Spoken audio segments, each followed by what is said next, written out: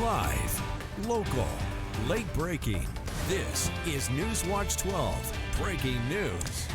We have breaking news tonight. Winds are picking up in Syscue County, which is causing a fast-moving fire to double in size from its first report this afternoon. We're taking a live look at California's cameras from the Herd Peak. We are beginning with breaking news tonight. An evacuation order and an evacuation warning have been issued for 2 zones in Syscue County as Cal Fire is responding to the Juniper fire. Thanks for joining us tonight. I'm Haley Gravitt. Let's take a look at those zones. Zone 2120A in Montague is under that evacuation order, and all residents must evacuate immediately. Zone 5117A is under an evacuation warning. Residents who need time to evacuate should leave now. The Juniper fire was first reported earlier this afternoon and was last updated to be holding at 77 acres. Air tankers, engines, and additional crews are on their way to the fire to help with the suppression efforts. NewsWatch 12's Damian Alvarado live on the scene. You can see that smoke behind him. Damian, are crews getting a handle on this fire?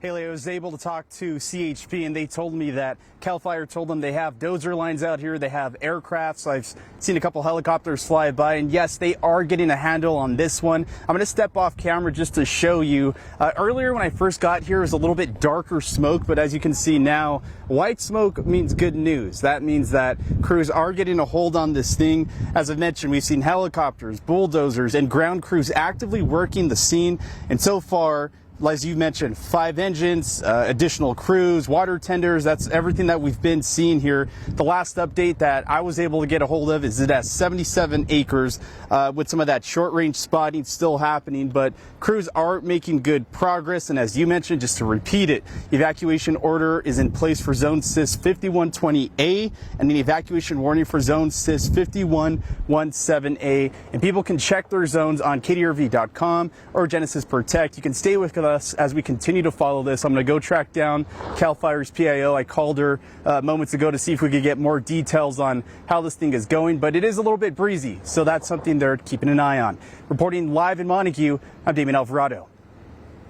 Damian, thank you. And he mentioned it is breezy out there. Let's check in with Storm Tracker 12 Chief Meteorologist Matt Hoffman to look at those breeze conditions for us. Yeah, we are in our breeziest time of the day as well, especially today. Winds have definitely picked up across the region. We're getting a pretty widespread breezes between about 10 to 20 miles per hour, some higher gusts, including down there in the Shasta Valley. Right now, 82 degrees in Wairika, 84 in Medford, another factor for that firefight. It is awfully warm out there for most inland areas, cool along the coast. Also tracking some isolated showers and thunderstorms east of the Cascades. Most of the activity has been into Lake County. You can see a few flashes of lightning being detected by our Storm Tracker 12 radar to the north and west of Lakeview. These will fizzle out though once we get past sunset. Currently 84 degrees in Grants Pass. We're at 81 right now in Lakeview. It's 79 in Mount Shasta, in the upper 50s for you folks along the coast.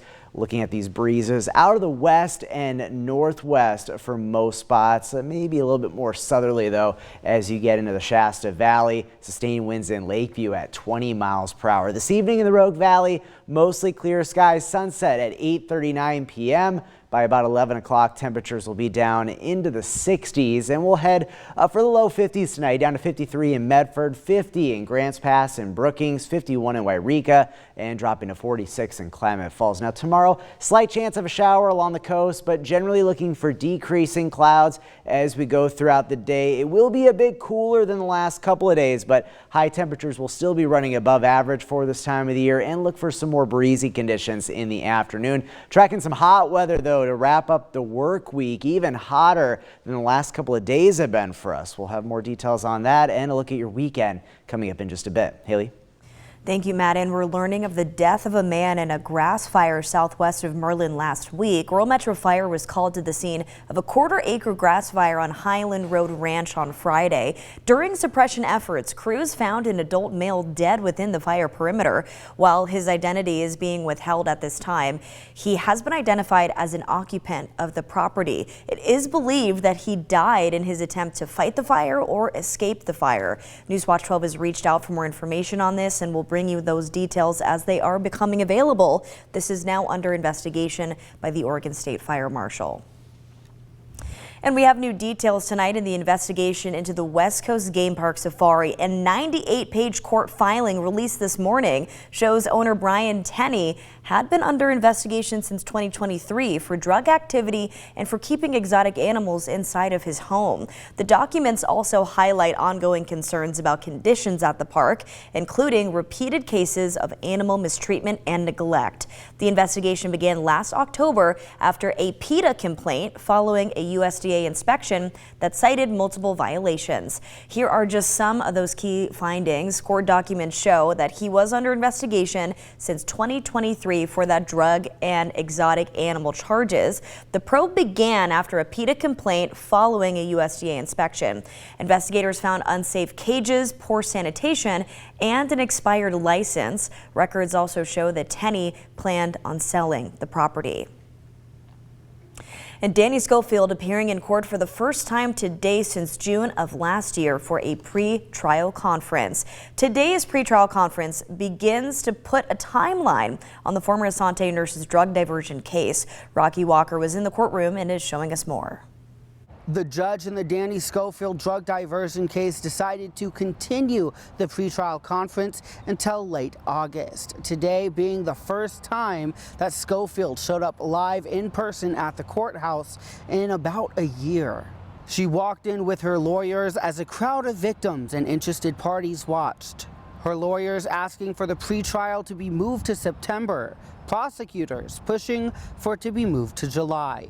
While it's been a year since the case started, they say the complexities behind it make it one that warrants the extra time. I think this will also provide a little bit more transparency to the victims and victims' families that are eagerly waiting for this case to be concluded in open justice. The judge pushed the next pretrial conference to August 25th to give the defense more time for evidence and to get experts that can testify. By that pretrial conference, the judge expects there to be a better approximation of when the trial should start, currently estimating it to be late spring to early summer of next year. As someone who has followed this case since the beginning, previous courthouse meetings felt more procedural, but today it was a much more somber and serious tone. And I anticipate that being the tone moving forward into the trial process. I actually spoke to an alleged victim who was in the crowd. She was standing where I'm at right now in front of the courthouse.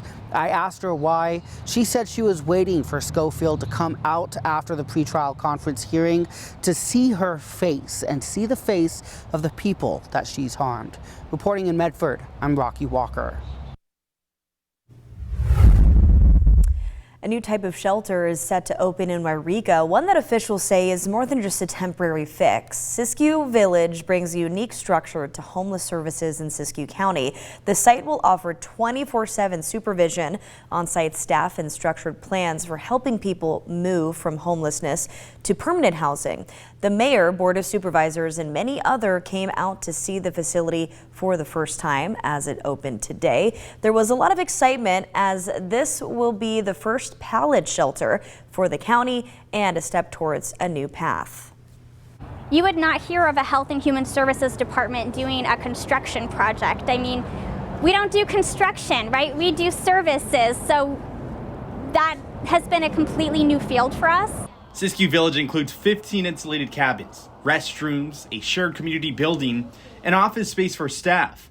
The land was previously unusable, but with the help from the city and grant funding, the site has been transformed. We did a focus group with individuals who are living in encampments and providers, and we asked them about what kind of housing would be best for them. They would feel most willing to engage in that service, accept it, and would help them to increase stability in their lives.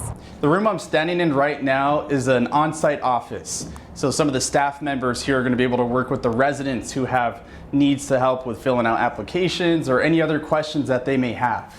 Unlike encampments, Syscue Village will have guidelines, 24-hour supervision, and wraparound services.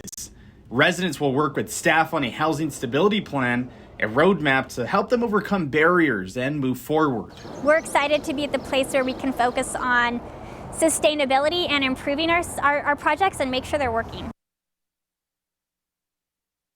And Northern Valley Catholic Social Services will run the shelter once it's open. Officials say this project shows what's possible when communities invest in structured, supportive housing solutions.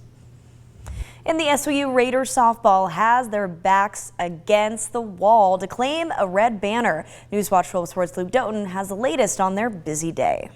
SOU Raiders softball with 3 must-win games today, or their legendary season ends. It starts with the continuation of Georgia Gwinnett. They handle the last inning of that one, moving on to the semifinals against conference rival Eastern Oregon, who they dominate and actually mercy rule in 5 innings. So they move on to the championship game against Oklahoma City. They keep that momentum going against the Stars in Game 1 and force a final must-win game on Thursday. Ayla Davies, almost 200 pitches on the day, no runs given up, and 19 strikeouts. That final game tomorrow at 7 a.m. I'll have full highlights at 6:45 tonight. And looking at the school watch tonight, Klamath Community College can now offer their first bachelor degrees after 2 4-year programs were accredited. Students will soon be able to pursue a Bachelor of Science in Nursing and Applied Science in Business Management with a salon emphasis. These programs aim to address community economic and healthcare needs. The school will begin offering classes for these programs in the fall of 2026.